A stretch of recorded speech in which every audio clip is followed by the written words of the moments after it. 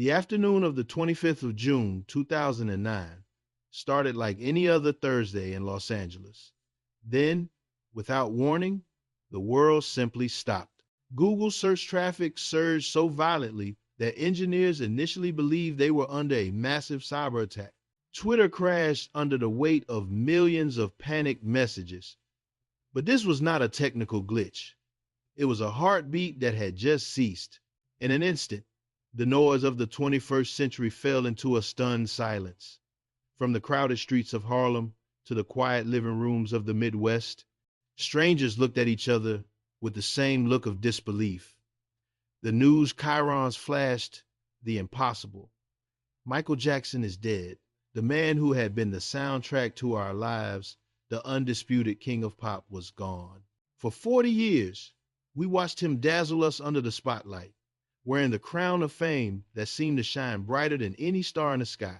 But in that moment of collective grief, as candlelight vigils began to flicker across the globe, a haunting question lingered in the heavy air. We worshiped the legend, but did we ever truly see the boy hiding behind the mask? To understand the legend, we must first visit a tiny, two-bedroom house at 2300 Jackson Street in Gary, Indiana. It was a steel town, gray and gritty, where the air tasted of sulfur and hard labor.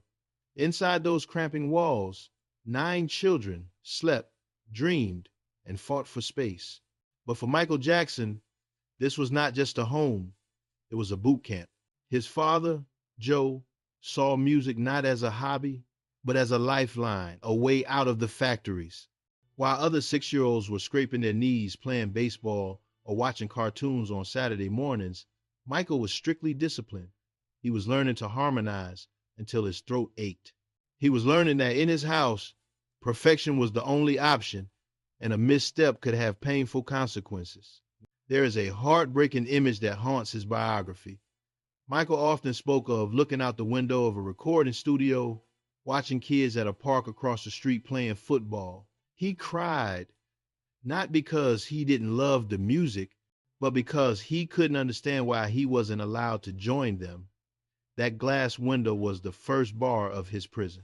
It was the beginning of his lost childhood, a void that no amount of future applause or money could ever fill. By the time he was 8, he wasn't just a child prodigy, he was a professional breadwinner.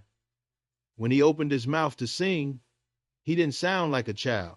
He sang with a raw, soulful pain that belonged to a man 3 times his age. The world saw a cute boy with a charming afro and a bright smile leading the Jackson 5. They saw the energy, the joy, and the rhythm. But underneath the tight choreography, there was a desperate need to please, to survive, and to be worthy of affection. Michael Jackson learned early that his worth was tied to his performance. If he stopped singing, did he even exist? This relentless pursuit of perfection launched him from the gritty streets of Gary to the bright lights of global stardom. But the boy who sang "I Want You Back" was secretly screaming for the years he could never get back. He was building a kingdom, but the foundation was laid on the silent tears of a boy who just wanted to play. If the boy from Gary was forged in discipline, the man who stepped onto the stage for the Motown 25 special in 1983 was made of pure magic. That night, for 4 breathless minutes, the world didn't just watch a performance, they witnessed a coronation. When Michael Jackson tossed his fedora, struck a pose, and glided backward across the floor in that gravity-defying moonwalk, he didn't just dance, he ascended. In that singular moment, he ceased to be just a singer. He became a global phenomenon that transcended borders, languages, and generations. The release of Thriller was not merely an album launch, it was a cultural earthquake.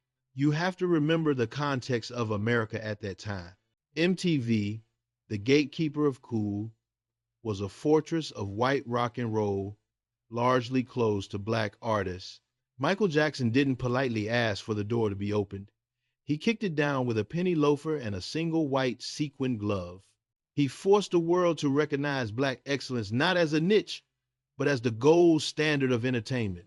He became the most famous face on the planet, From the skyscrapers of New York to the most remote villages in the Amazon, people who couldn't speak a word of English knew every lyric to Billie Jean. He was the king of pop, a title that wasn't simply given by publicists, but earned through sweat, innovation, and an almost supernatural connection to the rhythm. During this golden era, he seemed untouchable. He possessed a Midas touch where everything he wore, the red leather jacket, the white socks, the aviator sunglasses, instantly became iconic. He was the architect of modern celebrity. But amidst the deafening roar of the sold-out stadiums and the blinding flashes of the paparazzi, the reality of his existence was shifting. He was becoming a deity, a statue to be worshipped rather than a human to be understood.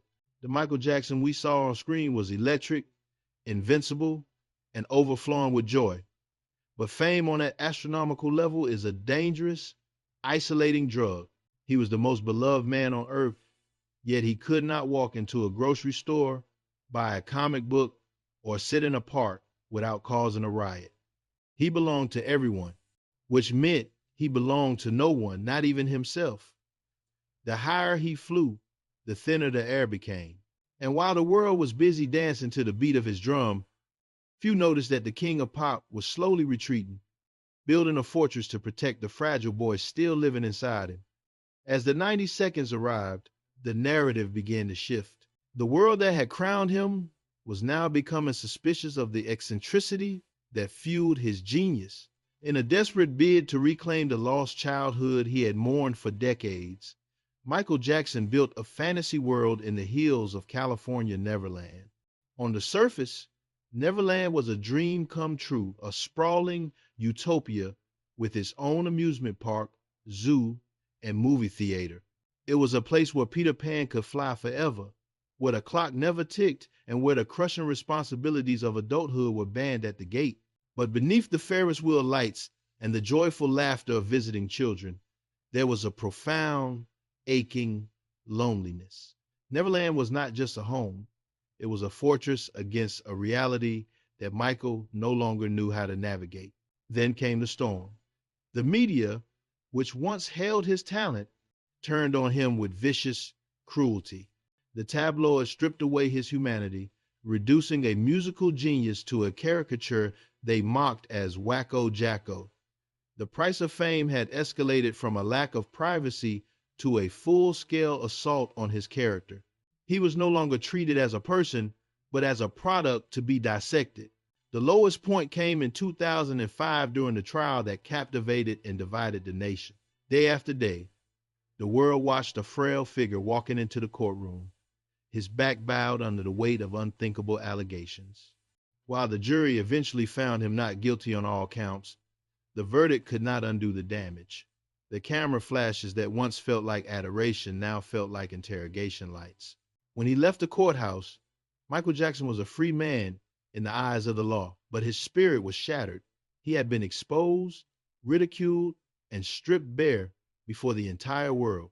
The sparkle in his eyes dimmed. He retreated further into the shadows, wandering the world like a nomad, searching for a peace that neither money nor fame could buy. Behind the closed doors, the physical pain was as real as the emotional scars. The injuries from years of grueling performances and an accident during a commercial shoot left him in constant agony. To numb the pain both of the body and the soul, he turned to medication. It was a tragic, quiet spiral. The man who could command millions with a single gesture was, in the dead of night, just a fragile human being trying to get a few hours of sleep, trying to silence the noise of a world that demanded everything from him. The price of fame had taken his childhood, his privacy, and finally, his peace of mind. From an American perspective, the saga of Michael Jackson serves as a complicated, often uncomfortable mirror reflecting our own obsession with celebrity. In America, we love to build our heroes. We lift them onto pedestals that reach the clouds, demanding that they be superhuman, flawless, and eternal. But there is a darker side to this worship. As much as we love the rise, there is a voracious appetite for the fall. For decades, The media fed the public a steady diet of headlines that focused less on his musical genius and more on his eccentricities. We watched him grow up in our living rooms, from the bright-eyed boy with the Jackson 5 to the mysterious figure hiding behind masks and umbrellas. Somewhere along the way, the king of pop ceased to be a human being in the public eye and became a spectacle. The world consumed his life as entertainment, often forgetting that a real heart beat beneath the sequins. It is a tragic irony that the price of fame often includes the loss of empathy from the very public that grants it. We judged his changing appearance, his lifestyle, and his choices, often without compassion for the lost childhood that shaped them. The court of public opinion was often far harsher than any court of law. Yet, when the news broke on that June afternoon, the cynicism evaporated instantly. Suddenly, the joke stopped. The tabloids that had hunted him fell silent or shifted to eulogies. Across the United States and the world, a wave of realization washed over us. We realized that we had taken for granted the man who had provided the soundtrack to our happiest moments. From the streets of Paris to the slums of Rio, people didn't just mourn a singer, they mourned a part of themselves. Michael Jackson had an uncanny ability to dissolve boundaries. His music didn't care about your flag, your color, or your politics. In a world often divided by hatred, he was a universal language. The global outpouring of grief was a testament to his true power. He made us feel. Ultimately, his story forces us to ask a difficult question. Why do we wait until the music stops to appreciate the musician? We realized too late that the eccentricity we mocked was perhaps the scar tissue of a genius trying to survive in a world that wouldn't let him just be normal. The world lost his king of pop, but perhaps we also lost a bit of our own innocence in realizing how we treated him. Decades from now, the sensational headlines will fade. The tabloids that profited from his pain will turn to yellow dust. But the music is carved into the DNA of pop culture. Michael Jackson did not just leave behind a catalog of hits. He left a blueprint for what it means to be a global icon. He showed us that art has no color and rhythm has no borders. We now understand, perhaps with a heavy heart, that his talent was a fire that burned too bright for a single human vessel to contain. He paid the price of fame with every moment of privacy he surrendered, sacrificing his own peace to bring joy to strangers. He spent his life trying to rebuild a lost childhood within the gates of Neverland, searching for an innocence that the world had stolen from him too soon. But his true legacy is not found in the tragedies or the courtrooms. It is found in the triumph of his art. Every time a kid in a living room tries to moonwalk, every time a beat drops and a stadium screams in unison, the king of pop lives on. He taught us that magic is real if you are willing to work for it, bleed for it, and believe in it. He showed us that music is the one thing that can heal the world, even if it couldn't save the man who created it. Some stories end without closure, but dignity doesn't need applause, it just needs the truth. Michael Jackson has finally left the building and the stage is empty. But if you listen closely to the wind, the melody is still there, echoing forever. Call to action. To anyone who has ever felt different, alone, or misunderstood, his music was written for you. Which Michael Jackson song holds your deepest memory? Do not just click like. Write the name of that song in the comments below. Let's keep the rhythm alive together.